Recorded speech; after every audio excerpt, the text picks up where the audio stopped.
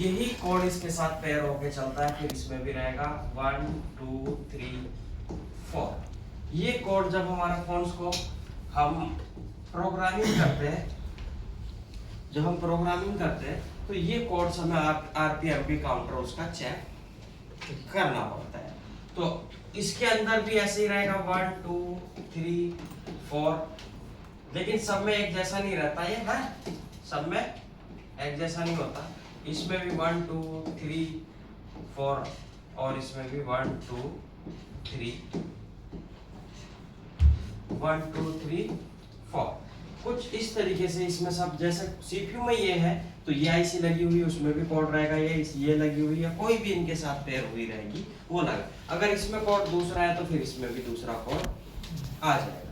तो कॉलकॉम जब system run होता है उसके बाद ये कोड आपस में पेयर होते हैं, उसके बाद फोन ऑन हो जाता है। लेकिन हम अगर ईएमसी प्रोग्रामिंग करते हैं तो ये वाली आईसीस का हमें ये कोड जब तक इरेज नहीं करेंगे, जब तक ये हेल्थ रिपेयर नहीं होगी, इसकी प्रोग्रामिंग कंप्लीट नहीं होगी। लेकिन इसकी बिना इरेज किए इसको कंप्लीट प्रोग्रामिंग हो जाती है। तो कॉलकॉम सीपीयू है और ये वाली आईसी है तो फिर आप आसानी से प्रोग्रामिंग कर सकते हो। लेकिन आप इसको प्रोग्रामिंग करोगे तो इसमें क्या होगा, कोड इरेज, और कोड इरेज कर दे तो ये फिर इसको एक्सेप्ट नहीं करेगा, और एक्सेप्ट नहीं करेगा तो इस कंडीशन में हमें यूज करना पड़ता है, इस कंडीशन में यूज करना पड़ता है ईएमसी चेंज मेथड। भले ही ये ईएमसी इसी की होने दो, फिर भी इसमें चेंज मेथड अप्लाई करना होगा, मतलब वो अब ईएमसी चेंज हो चुकी है, वो उसकी नहीं रही। लेकिन इसमें एसके हाइनिक्स में अच्छा है कि ये बिना कोड इरेज के पूरी प्रोग्रामिंग हो जाती है। तो बाद में आप इसको वापस बिठा दो, ये सॉफ्टवेयर डाल दो, सॉफ्टवेयर जब सीपीयू चेक करेगा कोड उसका तो वो कोड उसको वही रहेगा और उसके बाद सिस्टम रन हो जाएगा। ये प्रोग्रामिंग होती नहीं है, डेड हो जाती है, लेकिन इसका बोलने F64 में शायद कर रहा है, बाकी बॉक्स में ये प्रोग्रामिंग नहीं हो रही थी। जैसे आप कनेक्ट करोगे ये सो जाएगी, कनेक्टिंग भी नहीं रहेगी। तो मैंने अभी तक की अपनी लाइफ में माइक्रोन की ईएमसी को प्रोग्रामिंग नहीं किया। एक बार कनेक्ट हुई थी और 2-3 आईसी की मैंने ट्राई, लेकिन एक बार कनेक्ट हुई उसके बाद वो कनेक्ट ही नहीं हुई।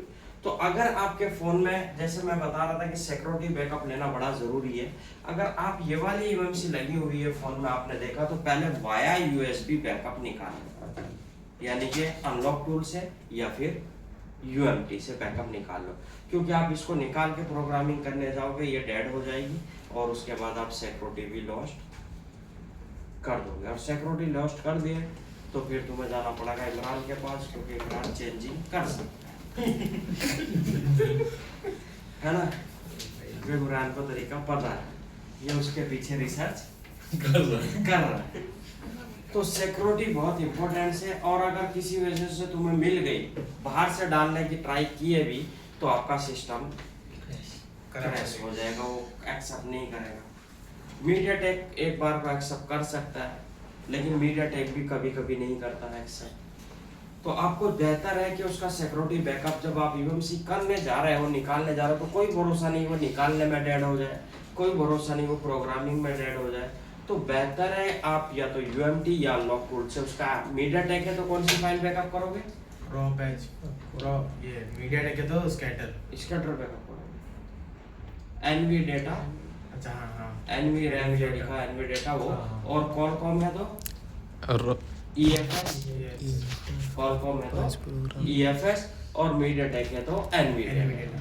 जैसे हमने जो की थी अभी उसकी ईएफएस बैकअप की थी और वापस ईएफएस डाली तो आईबी नंबर वैसा ही आ गया। तो आपका हो सकता है ये ईएमसी सो जाए, आपके पास सिक्योरिटी बैकअप रखा है, वो सिक्योरिटी बैकअप दूसरी आईसी में डालोगे तो उसमें एक्सेप्ट हो जाएगा, सीपीयू कोई एनवी डेटा करप्ट नहीं आएगा, क्योंकि वो सीपीयू को पता होता है इसके अंदर यही सिक्योरिटी चल रही थी, वो चेक करेगा हाँ यही है, तो वो सिस्टम क्रैश नहीं करेगा। अगर आप आईसी खराब हो गई, दूसरी में वो बैकअप राइट कर दो, उसमें भी वर्किंग करेगा। ये मैंने खुद किया भी। सैंडिस्क की भी प्रोग्रामिंग नहीं होती है, तो ये वाली आईसी का कोई भरोसा नहीं है कि ये प्रोग्रामिंग हो या नहीं। अब आपकी 2 आईसीज प्रोग्रामिंग कंप्लीटली हो जाती है, लेकिन एक आईसी प्रोग्रामिंग होने पे ये कोड इरेज हो जाता है। इसका आप सक्सेसफुली प्रोग्रामिंग कर सकते हो, लेकिन अगर ये सही है तो, खराब हो गई तो नहीं आएगा। खराब होने में ये 2 निशानी है, एक तो इसके लाइन हो जाती है नॉट डिफाइंडेड। नॉट डिफाइंडेड मतलब वो डिफाइंड ही नहीं कर पा रहा कि इसमें सॉफ्टवेयर कैसे राइट करना है, कैसे नहीं करना। और नॉट डिफाइंडेड रिकवर नहीं होती है, रिकवर होती नहीं तो उसका आपको दूसरी आईसी ही निकाल के लगानी पड़ेगी। अब यह आता है माइक्रोन, जो कि प्रोग्रामिंग में डेड होती है, लेकिन F64 में बोल रहा है कि उस पर डेड नहीं हो रही है, लेकिन अभी तक कोई आई नहीं है। अगर आएगी तो मैं F64 पे भी ट्राई करके देखो। मेडूसा पे फिलहाल ये डेड हो जा रही थी, और इजी अटैक भी जिनके पास है या UEFI है उन पे सब पे डेड हो जा रही थी। तो वाया USB आपको बैकअप लेना जरूरी है। ये समझ गए इसका, है ना। अब दूसरी चीज, आपको ये आईसीज खराब है, ये आईसीज खराब है, इसकी जगह आप ये एसके हाइनिक्स रिप्लेस नहीं कर सकते। क्यों? क्योंकि एसके हाइनिक्स का ये कोड इरेज नहीं होता है। प्रोग्रामिंग हो जाती है लेकिन कोड इरेज नहीं होता। इसकी जगह आप ये लगा दोगे एसके हाइनिक्स माइक्रोन की जगह, तो इसका कोड इरेज नहीं होगा। इसमें कोड कुछ और रहेगा और इसमें कोड कुछ और है। इसमें आपको फिर ये जब सीपीयू पेयर होगा, कोड डिफरेंस रहेगा, तो फोन या तो वाइब्रेट होगा या लोगो पर स्टार्ट होगा, इसके ऊपर ऑन नहीं होगा। तो मतलब आप SEC इसको आप रिप्लेस कर सकते हो यहाँ, क्योंकि इसका कोड इरेज हो जाएगा, कोड 0 हो जाएगा। कोड 0 होने के बाद हम इसको eMMC चेंज फाइल राइट कर देंगे, और eMMC चेंज फाइल राइट करने के बाद फोन का वो कोड इरेज रहेगा 0, तो वो ट्रेस नहीं करेगी, डायरेक्ट सिस्टम रन कर देगी। लेकिन जिन फोनों की eMMC चेंज फाइल नहीं रहेगी वो फोन फिर नहीं होंगे। अगर eMMC चेंज फाइल नहीं है, ऑफिशियली मारनी पड़ेगी। ऑफिशियली मारोगे तो RPM भी ट्रेस करेगा, और इसमें एसके हाइनिक्स में eMMC चेंज फाइल इसलिए नहीं चलेगी क्योंकि उसका RPM भी पहले से है।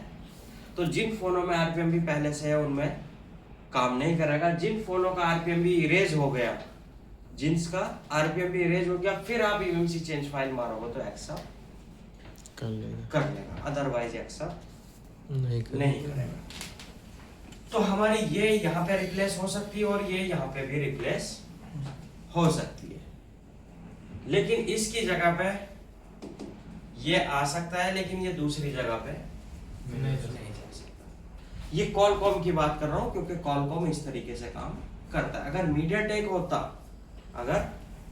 होता तो मीडियाटेक इस पे काम नहीं करता कोड पे। उसको कोई भी आईसी दो, बस आईसी उसकी फॉर्मवेयर फिट बैठनी चाहिए उसमें, तो वो फॉर्मवेयर सेलेक्ट करने के टाइम हमें बताती है कि मैं इसके लिए सपोर्ट हूँ या मैं इसके लिए सपोर्टेड नहीं, इसके लिए सपोर्टेड हूँ या फिर इसके लिए सपोर्टेड नहीं हूँ। तो कॉलकॉम में स्पेशली आपको ध्यान रखना है क्या, अगर आपका SEC आईसी है तो इसको आप रिप्लेस करके यहाँ पे भी कर सकते हो, है ना। इसकी जगह भी रिप्लेस कर सकते हो कॉलकॉम सीपीयू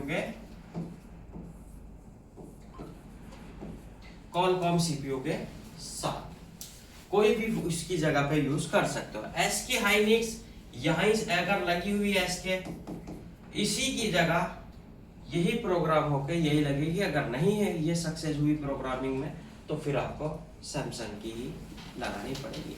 मतलब सैमसंग की eMMC बेस्ट है, सैमसंग की eMMC बेस्ट है। इसको चाहिए तो इसकी जगह भी प्रोग्रामिंग करके लगा लो, इसको चाहिए तो इधर भी, इसको चाहिए तो इधर भी, और इसको चाहिए तो इधर भी लगा सकते हो। बस शर्त ये है कि जब आप इसको चेंज करके दूसरे में लगाओगे, वहां पे आपको ऑफिशियल रोम नहीं चलेगा, eMMC चेंज रोम ही चलेगा, eMMC चेंज रोम।